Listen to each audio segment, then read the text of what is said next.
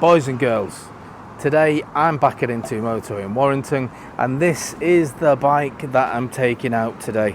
So it's Kawasaki Z125. What do we think? Tell you what, let's have a look around the usual way.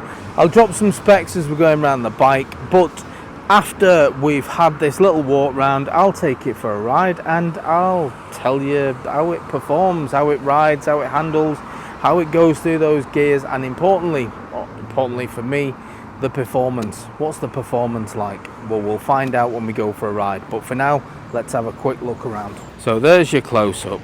It's in need of a clean, so don't judge it for that. Into Moto have only just had this bike come in, so it hasn't had the usual spotless clean.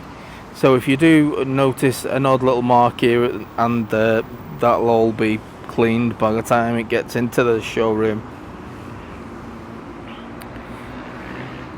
It's a nice looking bike, already has the L plates on, 17 or looking to learn, but they're easy to remove if you're just looking to downsize. This is right up there with what you're allowed to have a 125 do, power wise that is anyway. So it's got 14.8 horsepower. I've done loads and loads of 125s and they can be anything from 8 horsepower to right up where we are now with this one. The scooters tend to be around the 10 or 11 mark, so I'm expecting good things from this performance wise. It's got ABS front and the back, both disc brakes. They do work very well. It's got an 11 litre fuel tank, and we all know how good 125s are for fuel. This is no exception to that rule. You'll get a lot of miles out of that 11 litre fuel tank. Now there's the beating heart. So this is a 125cc. It's a liquid cooled engine, chain drive. Currently on the side stand, there is not a centre stand with this. I don't know whether that was an option at the time, but this bike hasn't got that option. Rear passenger, should you want to carry one. The seats there, pegs are there. No grab handle. So it's cuddle time, nothing to grab onto.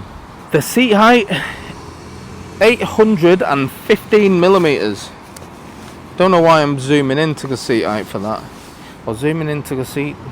The seat height's 815 millimeters. Let me just show you very quickly me sat on it. And for your reference, I am 5'8" with a 29-inch inseam. I'm flat foot both sides. Who'd have thought it? So if you are around my height, you're not going to have an issue.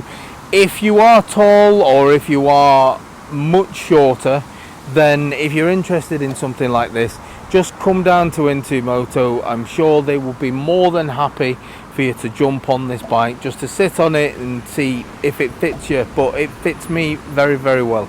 The pegs are in the centre. However, because of how far the bars are away, you have got a bit of a sporty position. You are leant forward a little bit. You are putting a little bit of that weight onto your wrists. So it's not an issue if you're looking for a sports bike. It's quite a mild one. Normally, sports bikes, you'd be over more. So this is kind of more of a back-friendly version of a sports bike. But you do feel it a little bit on your wrists, and on your back, it's only a little bit. So you've got to bear that in mind if you've got a bad back, or if you're like me, if you've just covered in muscle and you're really heavy. Don't put anything in the comments challenging that, you'll upset me. But if you are quite heavy, if you're leaning forward a lot, you've got a lot of weight going onto your wrist, so you've got to bear that in mind as well. But that's the same with every sports bike. But generally, it's a comfortable place. The seat is nice and comfortable. However, if you are one of these giants, then you've got to bear that in mind as well, especially if you've got really long legs, because I feel nice and comfortable. Anybody slightly taller than me, I'm sure would feel comfortable. But if you are lots taller, then I don't know, you might feel a little bit scrunched up. So make sure you just come down. If you're interested, don't just discount it because this small guy looks alright on it. Come down, sit on it and see how it feels for you. Let's carry on with the walk round. Standard exhaust, for me, it just sounds a little bit like, well, like you'd expect a new bike to sound. It sounds just normal. It doesn't have nice pop and a growl to it like I would want. So if this was a bike I would buy, for instance, I would change that. However, people all have different views on loud exhaust or louder exhaust, so that might not be something you would want, but it would be something I would want. Industry standard for the buttons. You've got your horn, your indicators, high, low beam and a flash. Right hand side, you've got your engine start and your engine cut off. Key, none of that keyless stuff, you don't need it. Once you turn it on, you've just got a standard LCD screen. It's got everything that you need. It's nice and clear. You've got your rev counter going across the top. You've got speedos. You've got fuel gauges. You've got your total miles. You've got clocks. And just in case you don't know what you're on, it also says Kawasaki. So the only thing left for me to do now is to take this bike out for a ride. We'll see how it performs, how it compares to all of the other 125s I've been on. And I might even take it for a bit of a performance test. I'll see if it can get up to that magic 60 mile an hour mark and how easy it can do it. And we'll try a few different road types. So if this is a bike that's interesting you, don't just go off the looks. Let's see how it rides. Come on, let's go for a spin. I don't know why I said it like that. If this is the kind of review that you're into, don't forget, hit the subscribe button, helps the channel. It keeps dealerships like Into Moto inviting me down and letting me go out on these bikes, so it helps me massively. So if you wouldn't mind, thank you very much. And yeah, let's go for a ride. Sound wise on this, it's not like the bike that's just flown past. It's quite tame, certainly on idle. Let's do a bit of a cobble test. The standard Into Moto test when you leave. It's quite comfortable. It soaks up the bumps quite nicely. Let's wind it on, hear that exhaust.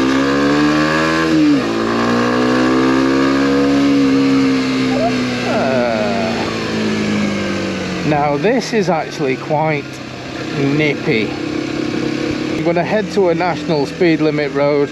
I just want to see 60 mile an hour, how easy it gets there. Because as a 125, that is the magic number for me. It needs to do 60 mile an hour. It needs to do it comfortably, and we'll find out if this one does. I'll make an apology now. It is a very windy day today in Warrington. So if we do have a bit of wind noise on the camera, I'll try my best to get rid of it on the edit, but it may be impossible. Like, I'm doing 15 mile an hour now and you can probably hear the wind anyway, so apologies. I'll try and keep it to a minimum. What do you think of the looks of it? Has anybody had one of these long term, or did anyone learn on one of these? I do feel like I'm sat on top of it though. Some bikes you sink in them a little bit, whereas this, no, I feel like I'm properly on top of it. And it's not a bad thing, it's just how it feels. It feels really nice to ride. It's going through all the gears very, very nicely. No issues with that, as you would expect with this Japanese reliability that everybody keeps telling me about. But it does. The gear changes are completely smooth and faultless. The power delivery is nice. You twist that throttle and it just picks up speed nicely. There's no kind of jerkiness to your gear changes. It just rides as you would expect, or as you would want, let's say, a new bike to ride like.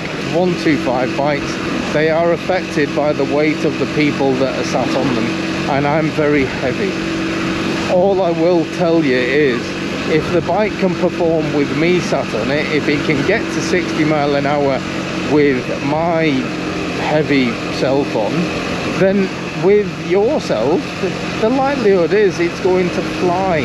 It'll be a better performer for you than it is for me, unless you're a similar weight to me.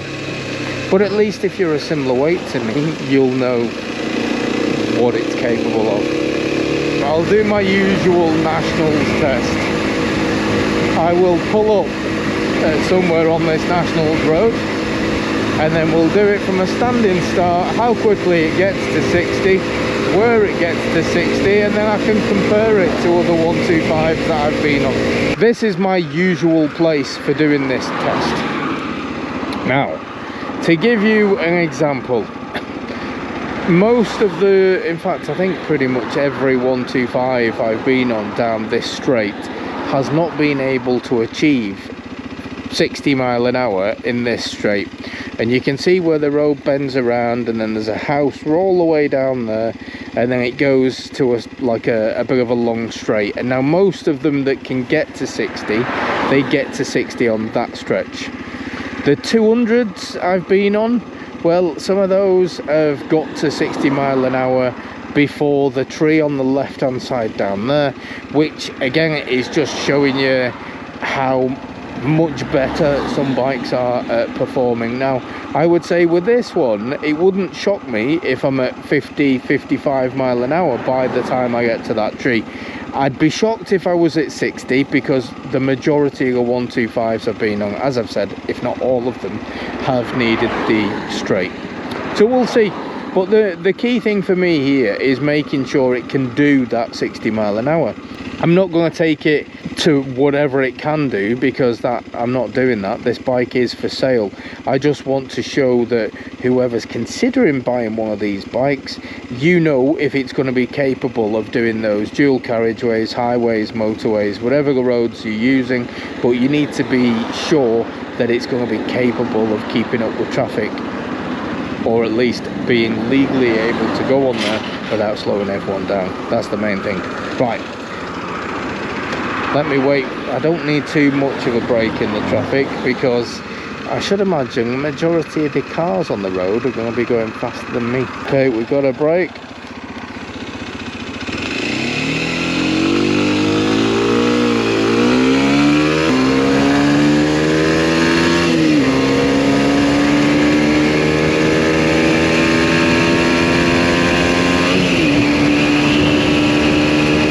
There's that tree, and we're on 54.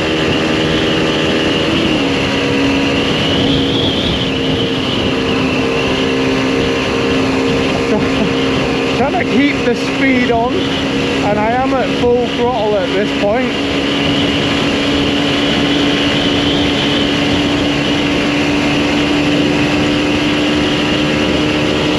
And there you go. That was the magic 60 mile an hour, and good enough, there's a car in front of me, and I managed to get 60 mile an hour out. But it was pretty much where I predicted. It was on that straight that all of the other 125s I've been on, they tend to do it there as well. But I've shown you it will do 60 mile an hour. Now, is it the fastest 125 I've been on? No, it's not. But it's certainly better than average. Certainly in the faster bracket. So I would say it's faster than your average. It performs very well, to be fair. It's kind of what I would expect out of a good performer 125cc motorcycle. It gets to 60 mile an hour. I didn't need a downhill wind assist, but I did need a straight, and quite a long straight, in order to get there. It did feel like it was still picking up speed. I didn't continue because it was a 60 mile an hour road and there was a car in front of me, so I had no chance. However, that was the main aim. It was just to make sure that it does do those speeds. If you've got one, if you've had one, let me know. I'm always curious to know what speed you've got to, but just don't give me the it got to 110, because that just wouldn't have happened. I got on this bike thinking it was gonna be a good, well-performing bike, and not to my surprise, it's a good, well-performing bike. It goes through gears beautifully. The power is better than average, so it's as you would expect the bike to do. You know, it it works very, very well. It rides very nicely. What I will say is, the longer I've ridden it, because I am leant forward a touch, I am feeling a little bit on my wrists. Not as much as what I'd get from a sports bike version, or an out-and-out sports bike, but I am leant forward a little bit. And if you have noticed a little bit of flashing, I've been on this bike that long, I'm running out of fuel on it, and my fuel's nearly gone. So that's the fuel flashing, it's no other warning light. Everything else on this bike is working exactly as you would expect it to. I think I'm going to stop the video there. I've done everything I need to on it. It works as I hoped it would. It's a very, very good 125 bike, this. Yeah, that's going to do me. I'm going to try and get it back to Moto without running out of fuel. Hopefully I can. If not, I'll get my exercise in, pushing it back. But for now, guys, girls, thank you for watching. If you're interested, I'll pop a link in the description as per normal. Thank you very much. Catch you on the next one. Laters.